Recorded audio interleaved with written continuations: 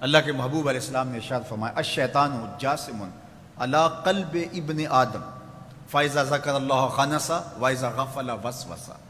شیطان اولاد آدم کے دل پہ قبضہ جماتا ہے، اور جب یہ شخص اللہ کے ذکر سے غافل ہوتا ہے تو وہ قبضہ جما لیتا ہے، اور جب یہ اللہ کا ذکر کرتا ہے تو وہ بھاگ جاتا ہے۔ تو شیطان بھی کنٹرول کرنا چاہتا ہے تو وہ قلب انسانی پہ کنٹرول کرنا چاہتا ہے۔ جو دارالحکومت ہوتا ہے، جو دارالخلافہ ہوتا ہے، جو کیپٹل ہوتا ہے کسی بھی ملک کا، جب کوئی دوسرا ملک اس پہ حملہ آور ہوتا ہے تو اس کی کوشش ہوتی ہے کہ اس کے دارالحکومت پر قبضہ کر لیا جائے۔ دارالحکومت پہ قبضہ، پورے ملک پہ قبضہ تصور کیا جاتا ہے۔ شیطان انسانی دشمن ہے، انسان کی سلطنت پہ وہ قبضہ جمانا چاہتا ہے۔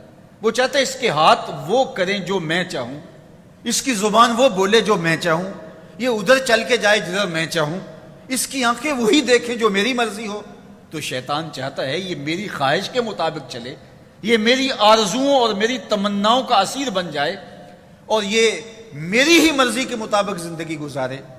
تو اب وہ ایک ایک عضو پہ محنت کرنے کی بجائے وہ قلب انسانی کو اپنے قبضے میں لینا چاہتا ہے کہ جب ہیڈ کوارٹر قبضے میں آ گیا، جب دارالحکومت قبضے میں آ گیا تو پورا جسم قبضے میں آ گیا، پھر دل پاپی بن گیا، دل مجرم بن گیا، دل گناہ سے لتھڑ گیا، دل بدکاریوں کا منبع و مصدر بن گیا، تو پھر زبان سے خیر کا کلمہ تو نہیں نکلے گا، پھر قدم اٹھ کے اچھائی کی راہوں پہ تو نہیں چلیں گے، پھر ہاتھ لوگوں کے لیے خیر خواہی کا ضامن تو نہیں ہوگا، پھر زبان سے سچ اور صداقت کے شگوفے تو نہیں پھوٹیں گے، پھر یقیناً اعضائے بدنیاں بدکاریوں کا سبب و ذریعہ بنیں گے۔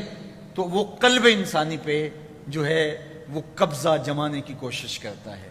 اب اس کا طریقہ کیا بتایا؟ میرے حضور نے فرمایا فَإِذَا ذَكَرَ اللَّهَ خَنَسَ، جب یہ اللہ کا ذکر کرتا ہے تو شیطان بھاگ جاتا ہے، وَإِذَا غَفَلَ وَسْوَسَ، اور جب یہ غفلت میں مبتلا ہوتا ہے تو شیطان وسوسہ اندازی کرتا ہے۔ ایک حدیث میں آتا ہے کہ شیطان محاذ قلب سے، یہ دائیں پہلو میں، انسان کے بائیں پہلو میں گوشت کا ٹکڑا ہے جسے دل کہتے ہیں، اور دل کے بالکل محاذ پیچھے پشت کی جانب سے جہاں دل ہے تو اس کی جانب سے شیطان اپنی سونڈ داخل کرتا ہے۔ یہ وہی جگہ ہے جہاں میرے اور آپ کے آقا و مولا حضور ختم المرتبت پر مہر نبوت لگائی گئی تھی۔ علامہ نبہانی علیہ رحمہ نے جواہر البہار فی فضائل النبی المختار کے اندر لکھا کہ حضور کی مہر نبوت محاذ قلب پہ لگانے کی من جملہ حکمتوں میں سے ایک حکمت یہ بھی تھی کہ شیطان اثر انداز نہ ہو سکے۔ تو شیطان جب حملہ آور ہوتا ہے تو قلب انسانی میں اپنی سونڈ داخل کرتا ہے محاذ قلب سے، اور پھر وہ وسوسے القاء کرتا ہے، اور انسان چونکہ عقب سے حملہ کرتا ہے، جو دشمن حملہ کرتا ہے تو اس کو سامنے سے آ کے حملہ کرنے کی ہمت نہیں ہوتی، کمزور جب دشمن ہو تو وہ عقب سے سن لگاتا ہے، عقب سے دیوار پھاڑتا ہے اور قلعے پر قبضہ کرتا ہے اور حملہ کرتا ہے۔ تو یہ بھی محاذ قلب سے اپنی سونڈ داخل کر کے وسوسے القاء کرتا ہے، پہلے اپنے لوگ بھیجتا ہے، پہلے اپنے جاسوس بھیجتا ہے، پہلے اپنے غدار بھیجتا ہے، اور وسوسہ القاء کرنے کے بعد پھر وہ انسانی قلب پر اپنا قبضہ جما لیتا ہے۔ جب پورا قبضہ انسانی بدن پر، انسانی قلب پر اس کا ہو جاتا ہے تو پھر پوری سلطنت انسانی، پوری سلطنت حیات، پھر بدن انسانی اس کے قبضے میں آتا ہے، پھر جو چاہتا ہے وہ کرتا ہے، چونکہ یہ اس کے قبضے میں ہوتا ہے۔ اب اس کا طریقہ کیا بتایا؟ میرے اور آپ کے آقا و مولا حضور ختم المرتبت نے فرمایا کہ اگر اللہ کا بندہ ذکر کرتا رہے تو شیطان بھاگ جاتا ہے، اور اگر اللہ کا ذکر چھوڑ دے تو یہ وسوسہ اندازی کرتا ہے۔ تو جب تک دل ذکر کے نور سے معمور رہے تو شیطان حملہ آور نہیں ہو سکتا۔ تو اللہ کے ذکر سے دلوں کو منور کیجئے، ہر لمحہ اللہ کے ذکر کے نور سے اپنے آپ کو مالا مال رکھیے۔ اللہ کے محبوب علیہ السلام نے ارشاد فرمایا ان هذه القلوب تصدع كما يصدع الحديد اذا اصابه الماء، کہ یہ انسانی جو قلوب ہیں، جو دل ہیں، ان کو بھی ایسے ہی زنگ لگتا ہے جس طرح کسی لوہے پر پانی لگ جائے تو وہ زنگ آلود ہو جاتا ہے۔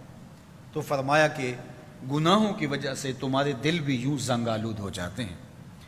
قیل یا رسول اللہ صلی اللہ علیہ وسلم وما جلاؤہا، عرض کی یا رسول اللہ صلی اللہ علیہ وسلم ہمارے ماں باپ آپ پہ قربان ہوں، آپ ارشاد فرمائیے اب دلوں کو زنگ لگ گیا تو پھر اس کا زنگ اتاریں گے کیسے؟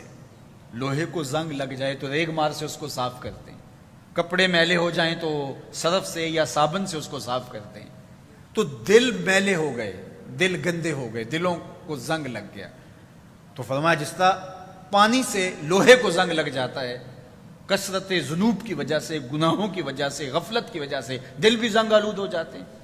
تو سوال کیا گیا کہ وما جلاؤہا، پھر اس کی پاکیزگی کا، اس کی ستھرائی کا سامان کیا ہے؟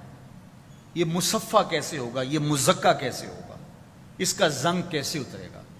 تو میرے اور آپ کے آقا و مولا نے جو نسخہ ارشاد کیا وہ اپنے دلوں کی تختیوں پہ لکھ لیجئے۔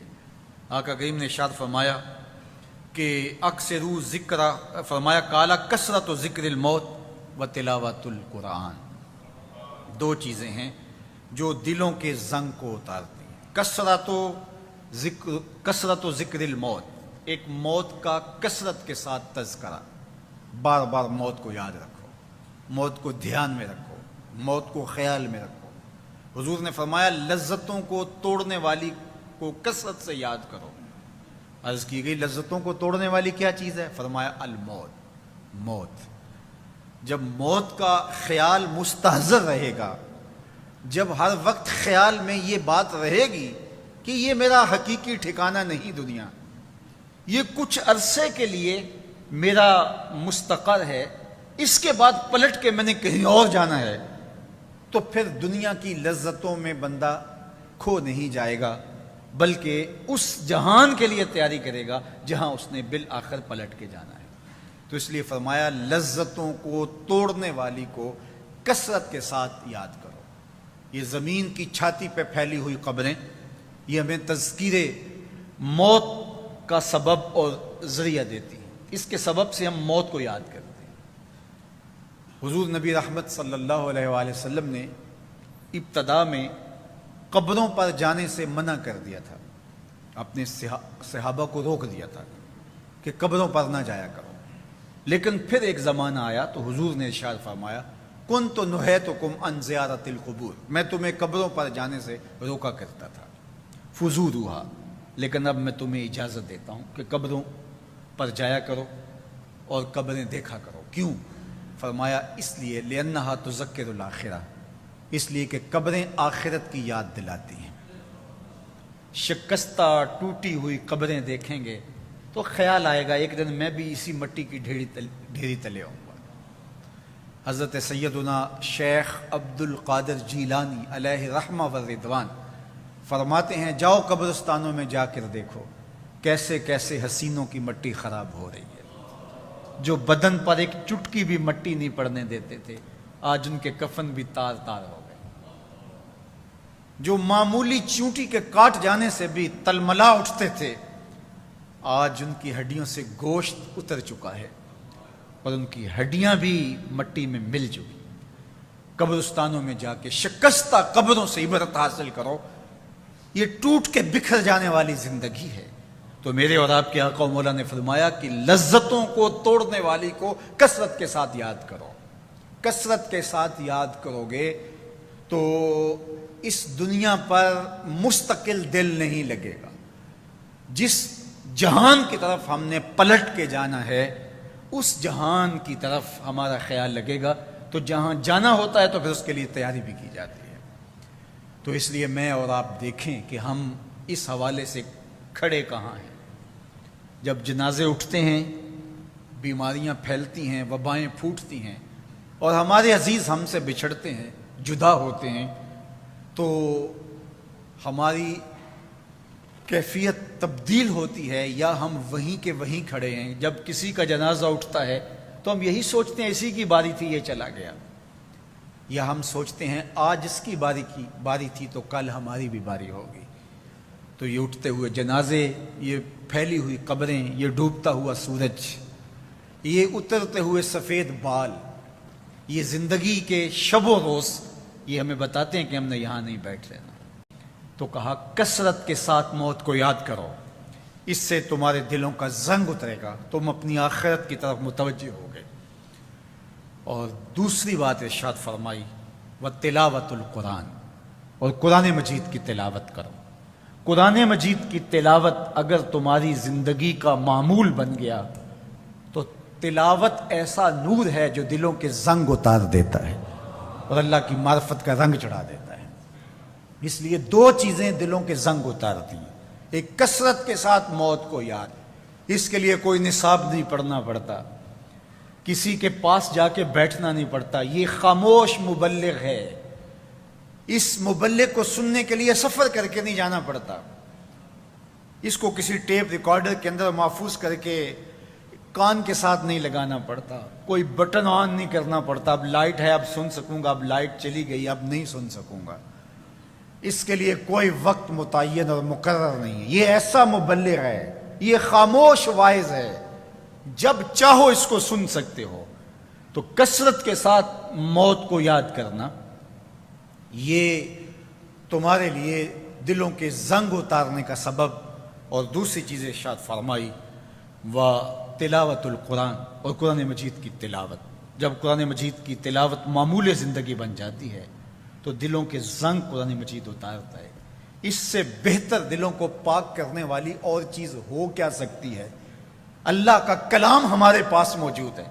اس وقت کسی امت کے پاس، کسی قوم کے پاس منزل من اللہ کتاب اصلی صورت کے اندر موجود نہیں ہے. تحریف راپ آ گئی، لوگوں نے کتابوں کے اندر اپنی خواہشات کو شامل کر دیا، مشکل چیزیں نکال دی، ان کے اندر بہت گڑبڑ کر دی. لیکن قرآن مجید کسی زیر اور زبر کے تغیر کے باوجود، تغیر کے بغیر، صدیوں قبل جو سینہ محمد صلی اللہ علیہ وسلم پہ نازل ہوئی تھی آج بھی اسی طرح موجود ہے. یہ اس امت کے لیے احساس ہے. جب ہم پڑھتے ہیں تو اس یقین کے ساتھ پڑھتے ہیں کہ یہ وہی کلام ہے جو ہمارے آقا و مولا کے سینے پہ نازل ہوا ہے. ایک زیر اور زبر کا فرق بھی نہیں ہے.